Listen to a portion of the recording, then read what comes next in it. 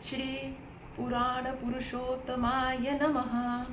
श्री गणेशाय नमः। श्री महापुराण विंध्येश्वर संहिता प्रयागराज में सुत जी से मुनियों का तुरंत पापनाश करने वाले साधन के विषय में प्रश्न। अधरंत मंगल जात समान भाव मार्यतमीशम जरा मरमात्मदेवम पंचानन प्रवजल विदोषनशील सांभवे मानस शंकराम्ब केशवम, जो आदि और अनंत में तथा मध्य में भी नित्य मंगलमय हैं, जिनकी समानता अथवा तुलना कहीं नहीं है, जो आत्मा के स्वरूप को प्रकाशित करने वाले देवता हैं, जिनके 5 मुख और जो खेल खेल में ही अनासय जगत की रचना, पालन और संहार तथा अनुग्रह एवं तिरोभाव रूप 5 प्रबल कर्म करते हैं, उन श्रेष्ठ सर्वश्रेष्ठ अजर अमर ईश्वर अंबिकापति भगवान शंकर का मैं मन ही मन चिंतन करता हूँ। व्यास जी कहते हैं, जो धर्म का महान क्षेत्र है और जहाँ गंगा यमुना का संगम हुआ है, उस परम पुण्यमय प्रयाग में जो ब्रह्मलोक का मार्ग है, सत्यव्रत में तत्पर रहने वाले महातेजस्वी महाभाग महात्मा मुनि में एक विशाल यज्ञ ज्ञान का आयोजन किया। उस ज्ञान यज्ञ का समाचार सुनकर पौराणिक शिरोमणि व्यास शिष्य महामुनि सुत जी वहां मुनियों का दर्शन करने के लिए आए। सुत जी को आते देख वे सब मुनि उस समय सहर्ष खिल उठे और अत्यंत प्रसन्नचित से उन्होंने उनका विधिवत स्वागत सत्कार किया। तत्पश्चात उन प्रसन्न महात्माओं ने उनकी विधिवत स्तुति करके विनय पूर्वक हाथ जोड़कर उनसे इस प्रकार कहा। सर्वज्ञ विद्वान रोमहर्षणी जी, आपका बड़ा भाग्य बड़ा भारी है। इसी से आपने व्यास जी के मुख से अपनी प्रशंसा के लिए ही संपूर्ण पुराण विद्या प्राप्त की है, इसलिए आप आचार्य स्वरूप कथा के भंडार हैं। ठीक उसी प्रकार जैसे रत्नकर समुद्र बड़े बड़े सारभूत रत्नों का आगार है, तीनों लोकों में भूत वर्तमान और भविष्य तथा और भी जो कोई वस्तु है वह आपसे अज्ञात नहीं है। आप हमारे सौभाग्य से इस यज्ञ का दर्शन करने के लिए यहाँ पधार गए हैं और इसी व्याज से हमारा कुछ कल्याण करने वाले हैं, क्योंकि आपका आगमन निरर्थक नहीं हो सकता। हमने पहले भी आपके से शुभाशुभ तत्व का पूरा वर्णन सुना है, किंतु उसमें तृप्ति नहीं होती। हमें उसे सुनने की बारंबार इच्छा होती है। उत्तम बुद्धि वाले सुत जी, इस समय हमें एक ही बात सुननी है।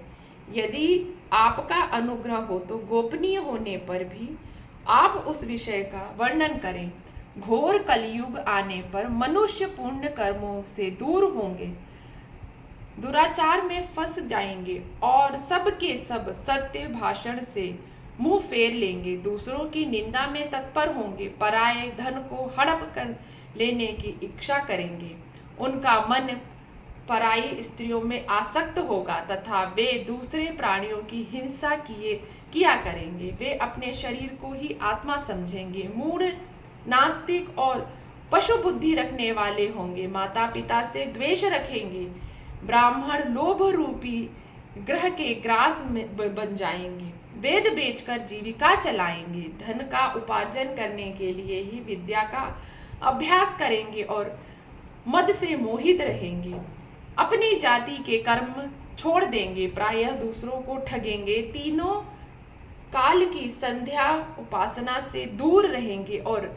ब्रह्म ज्ञान से शून्य होंगे। समस्त क्षत्रिय भी स्वधर्म का त्याग करने वाले होंगे, कुसंगी पापी और व्यभिचारी होंगे, उनमें शौर्य का अभाव होगा, वे कुसत्य चौर्य कर्म से जीविका चलाएंगे, शूद्रों का सब बर्ताव करेंगे और उनका चित्त काम का किंकर बना रहेगा। वैश्या संस्कार भ्रष्ट, स्वधर्मात्मा त्यागी, कुकर्मी, धनोपार्जन परायण तथा नाप तौल में अपनी कुसत्वा वृत्ति का परिचय देने वाले होंगे। इसी तरह शूद्र ब्राह्मणों के आचरण में तत्पर होंगे। उनकी आकृति उज्जवल होगी, अर्थात वे अपना कर्म छोड़कर उज्जवल वेशभूषाओं से विभूषित हो व्यर्थ घूमेंगे। वे स्वभावतः ही अपने धर्म का त्याग करने वाले होंगे। उनके विचार धर्म के प्रतिकूल होंगे। वे कुटिल और द्विज निंदक होंगे। यदि धनी हुए तो कुकर्म में लग जाएंगे। विद्वान हुए तो वाद विवाद करने वाले होंगे। अपने को कुलीन मानकर चारों वर्णों के साथ वैवाहिक संबंध स्थापित करेंगे। समस्त वर्णों को अपने संपर्क से भ्रष्ट करेंगे। वे लोग अपनी अधिकार सीमा से बाहर जाकर द्विजचित सत्कर्म का अनुष्ठान करने वाले होंगे। कलयुग की स्त्रियां प्रायः सदाचार से भ्रष्ट और पति का अपमान करने वाली होंगी। सास ससुर से द्रोह रखेंगी, किसी से भय नहीं मानेंगी, मलिन भोजन करेंगी, कुसत्व हाव भाव में तत्पर होंगी। उनका शील स्वभाव बहुत बुरा होगा और वे अपने पति की सेवा से सदा ही विमुख रहेंगी। सुत जी की इस तरह जिनकी बुद्धि नष्ट हो गई है, जिन्होंने अपने धर्म का त्याग कर दिया है, ऐसे लोगों को इस लोक और परलोक में उत्तम गति कैसे प्राप्त होगी, इसी चिंतन से हमारा मन सदा व्याकुल रहता है। पापों का कारक के समान दूसरा कोई धर्म नहीं है। अतः जिस छोटे से उपाय से इन सब के पापों का तत्काल नाश हो जाए, उसे इस समय कृपा पूर्वक बताइए, क्योंकि आप समस्त सिद्ध संतों के ज्ञाता हैं। व्यास जी कहते हैं, उन भाविवात्मा मुनियों की यह बात सुनकर सुत जी मन ही मन भगवान शंकर का स्मरण करके उनसे इस प्रकार बोले। अध्याय 1।